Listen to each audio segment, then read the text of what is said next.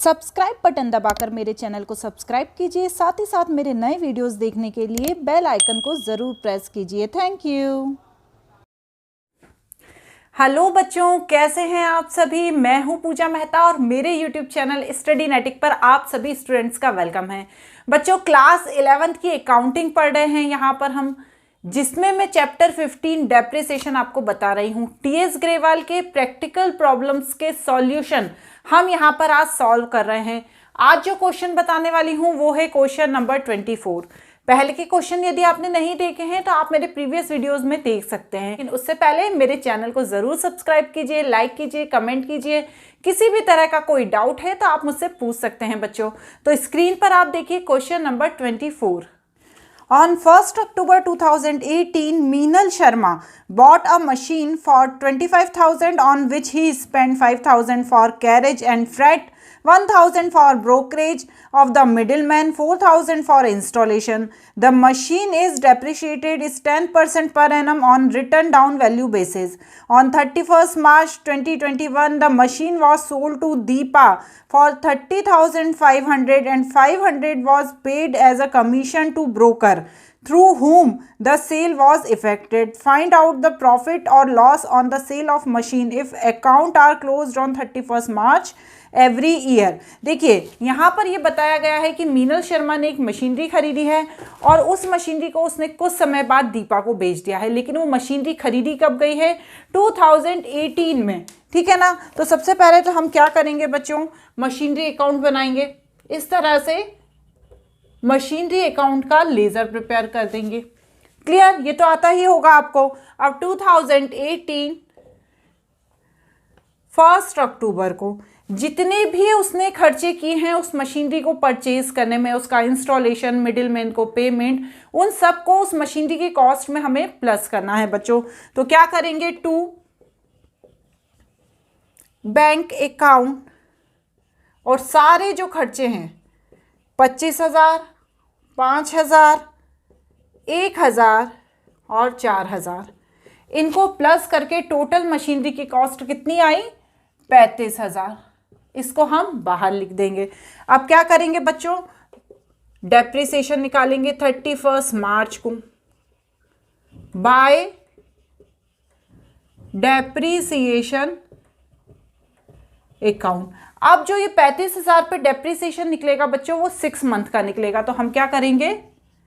35,000 पे 6 मंथ का डेप्रिसिएशन 10% के हिसाब से 6 मंथ का 6/12। ठीक है, तो कितना आएगा? 1750। क्लियर? अब क्या कर देंगे? बैलेंस लिख देंगे बाय बैलेंस कैरिड डाउन 33,250 आएगा 35,000।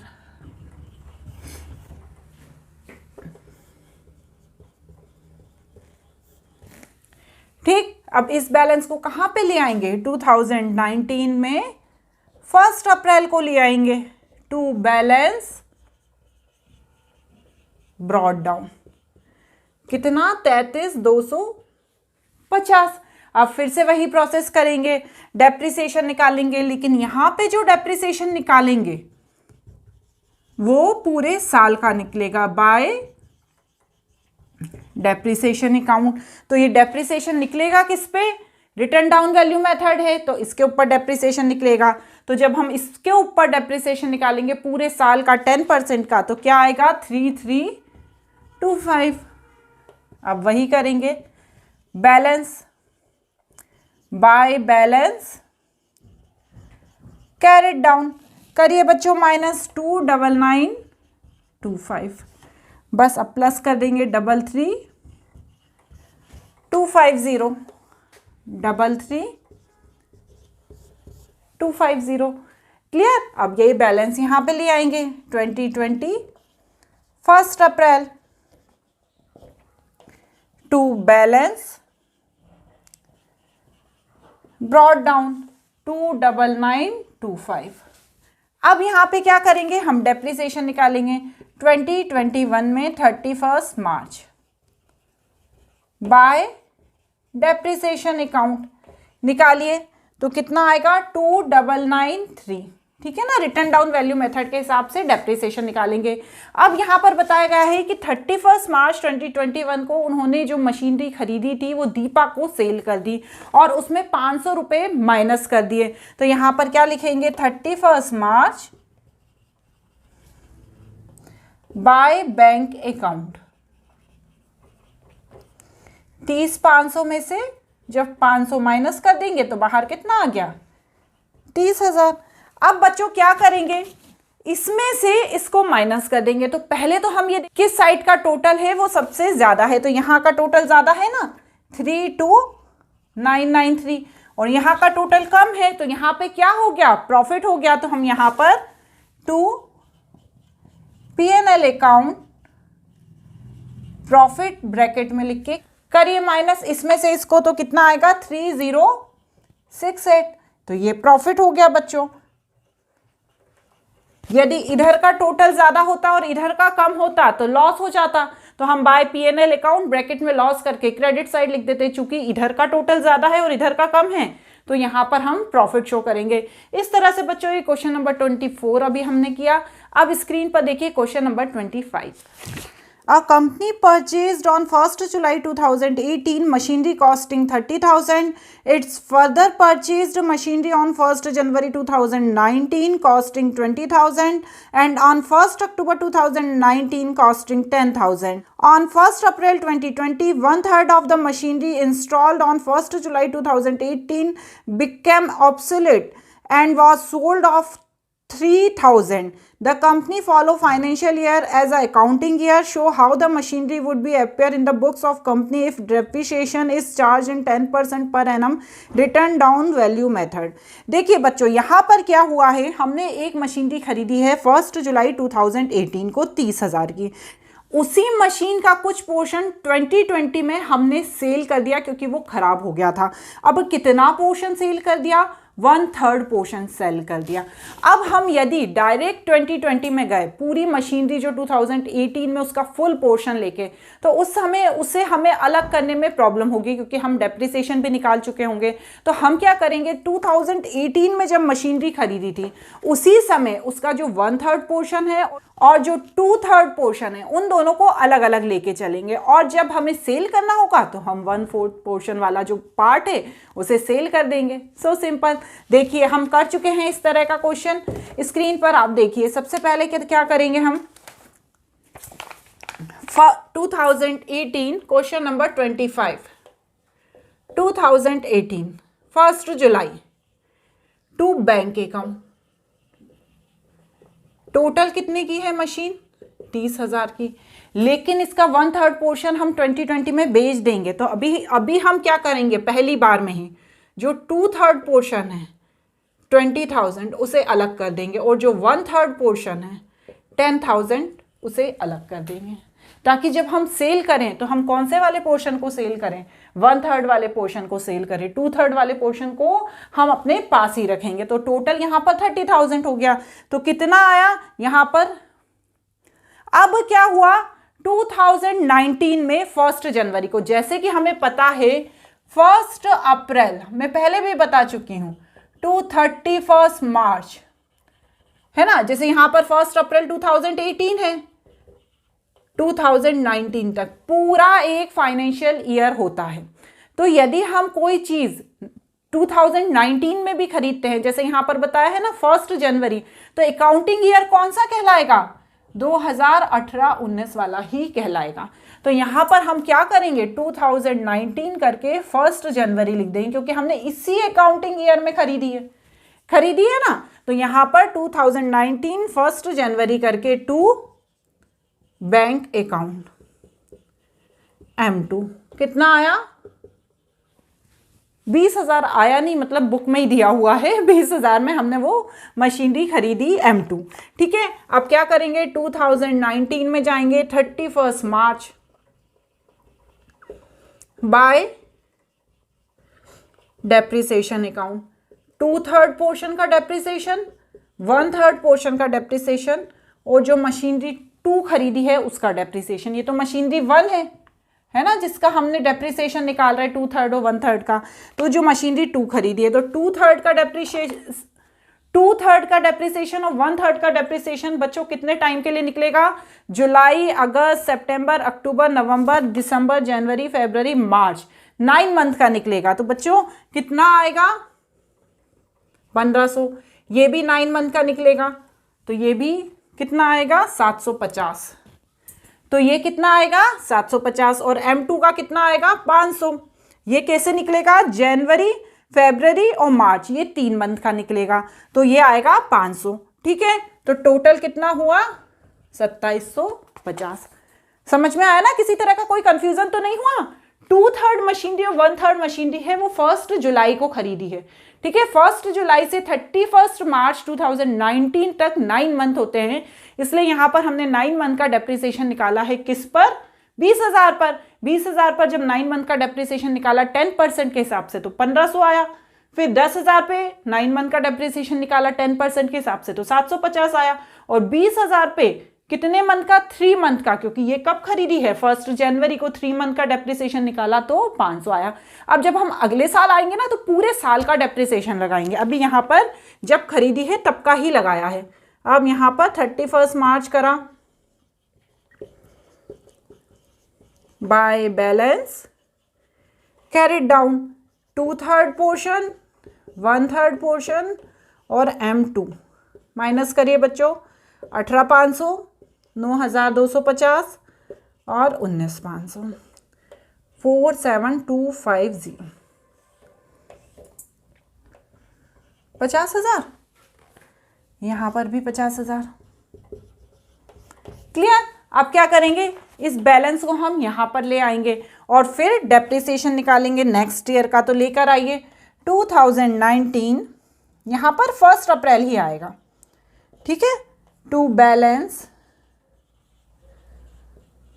ब्रॉट डाउन, 2/3 वाला पोर्शन, 1/3 वाला पोर्शन और M2, 18,500, 9,250 और 19,500। और यहाँ पर एक और मशीनरी खरीदी 1 अक्टूबर 2019 में। अब आप बोलेंगे मैडम यहाँ पर 2019 में खरीदी, तो भैया जो 31 मार्च 2019 है वो अकाउंटिंग ईयर जो 2018 के साथ निकल गया ना। अब ये तो 31 मार्च के बाद अक्टूबर में खरीदी, तो ये कौन सा अकाउंटिंग ईयर हो गया? 19 और 20। तो यहां पर हम लिखेंगे टू बैंक अकाउंट M3। कितना आया? 10,000। ये टोटल भी लिखना है बच्चों। ठीक है, अब कितनी सारी मशीनरीज हो गई? वैसे तो 3 है, पर यदि हम पार्ट्स को अलग अलग कर दे तो हमारे पास टोटल 4 मशीनरीज हो गई। तो यहां पर हम क्या करेंगे? कंफ्यूज मत हो जाइएगा 4 मशीनरी का नाम सुन के, 3 ही मशीनरीज हैं। ओके 31 मार्च बाय डेप्रिसिएशन अकाउंट।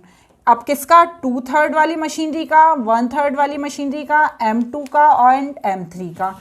अब जो 2/3 वाली मशीनरी है इस पे पूरे साल का लगेगा, तो कितना लगेगा? रिटर्न डाउन वैल्यू मेथड के हिसाब से 1850। तो करिए यहाँ पर 1850। दूसरा 925 बच्चों, 925। M2 का कितना लगेगा? 1950। और जो तीसरा वाला है ये 1 अक्टूबर का है, तो इसमें कैसे लगेगा? अक्टूबर, नवंबर, दिसंबर, जनवरी, फरवरी, मार्च 6 महीने का डेप्रिसिएशन लगेगा 10,000 पे 10% के हिसाब से। तो कितना आएगा? 500 आएगा। तो टोटल कितना हो गया डेप्रिसिएशन? 5225। अब क्या करेंगे? इस बैलेंस में से इस डेप्रिसिएशन को माइनस कर देंगे। इतना नोट कीजिए, इसे क्लीन करके फिर मैं बैलेंस शो करूंगी। चलिए बच्चों देखिए, इस तरह से हम बैलेंस, हमने डेप्रिसिएशन में से जब माइनस कर दिया तो क्या आया? 2/3, 1/3 M2 और M3 का बैलेंस आ गया। उस बैलेंस को हमने क्या किया बच्चों? 2020 1 अप्रैल में यहाँ पर ले आए। अब यहाँ पर क्या हुआ? 1 अप्रैल 2020 को हमने जो 1/3 वाला पोर्शन था, ये जो पोर्शन था ना, इसको बेच दिया। ठीक है ना, इस पोर्शन को हमने बेच दिया। तो हम यहां पर क्या लिखेंगे? 2020 1 अप्रैल। ठीक है, बाय बैंक अकाउंट। अब कितने में बेचा हमने? 3,000 में बेचा, तो यहां पर हम 3,000 लिख देंगे। ठीक है, यहां पर किसी भी तरह का कोई भी डेप्रिसिएशन नहीं निकाला जाएगा। क्यों? क्योंकि 1 अप्रैल 2020 को ही बेच दिया है। यदि आपने मई में, जुलाई में, अक्टूबर में बेचा होता तो उतने मंथ का डेप्रिसिएशन हम लगाते, पर चूंकि यहाँ पर 1 अप्रैल को ही बेच दिया है तो यहाँ पर क्या करेंगे, हम इतना ही डेप्रिसिएशन लगाएंगे। अब क्या करेंगे, अब हम ये देखेंगे कि इस मशीनरी के 1/3 पोर्शन को बेचने के बाद हमें प्रॉफिट हुआ या लॉस हुआ। तो हम क्या करेंगे, 1 अप्रैल बाय P&L लॉस होगा। अब वो कैसे होगा, आप बोलोगे मैडम कैसे लॉस हुआ, जब हम 8325 में से 3000 को माइनस करेंगे तो क्या आएगा बच्चों, 5325। ठीक है ना, मशीनरी कम में बिकी, बैलेंस ज्यादा था तो हमें लॉस ही हो गया ना। तो यहां पर वैसे तो आप वर्किंग नोट में इसे प्रॉपरली शो करना, लेकिन मैंने यहां पर माइनस करके पहले ही आपको बता दिया है। ठीक है, 5325 है बच्चों। ठीक है, अब क्या करेंगे, 2021 में चले जाएंगे 31 मार्च को। अब जो बाकी पोर्शंस हैं उनके डेप्रिसिएशन निकालेंगे बाय डेप्रिसिएशन अकाउंट। 2/3 वाला बचा है ना M1 का, ये तो हमने 1/3 सेल किया, ये 2/3 पोर्शन बचा है तो उसका, M2 का एंड M3 का, जितना भी यहाँ पे बैलेंस है उस पर 10% लगाएंगे क्योंकि ये रिटर्न डाउन वैल्यू मेथड है। तो कितना आएगा 2/3 का, 1665, 1755, 950। ये तो सिंपल है ना, 10% लगा देना इन्हीं तीनों पर। ठीक है, जब आप यहां पर टोटल करेंगे तो 4370, 31 मार्च बाय बैलेंस कैरिड डाउन, लिखिए 2/3 का, M2 का एंड M3 का। चलिए माइनस करिए, 14985, 15795 एंड 8550। टोटल यहाँ पर आया 39330 और दोनों साइड का हम टोटल बराबर कर लेंगे, 52025, यहाँ पर भी 52025। क्लियर, बहुत ही सिंपल क्वेश्चन है, सिर्फ रिटर्न डाउन वैल्यू मेथड है। जो आपको स्ट्रेट लाइन मेथड है उसमें सिंपल डेप्रिसिएशन आता है, जो पहले आता है वही आता जाता है पूरे साल, लेकिन यहाँ पर जो बैलेंस निकलता है उस पर डेप्रिसिएशन निकालते हैं बच्चों। आज यहाँ पर हमने 25वां क्वेश्चन कर लिया है, कुछ क्वेश्चंस बचे हैं, उसके बाद ये चैप्टर का एंड हो जाएगा। आपको मेरे वीडियोस कैसे लग रहे हैं मुझे कमेंट बॉक्स में ज़रूर बताइए, क्योंकि यदि आप अच्छा कमेंट करते हैं, कुछ अच्छा बताते हैं तो मैं और मोटिवेट होती हूँ कि इस तरह से और वीडियोस बनाऊँ। आज के वीडियो में इतना ही, थैंक यू।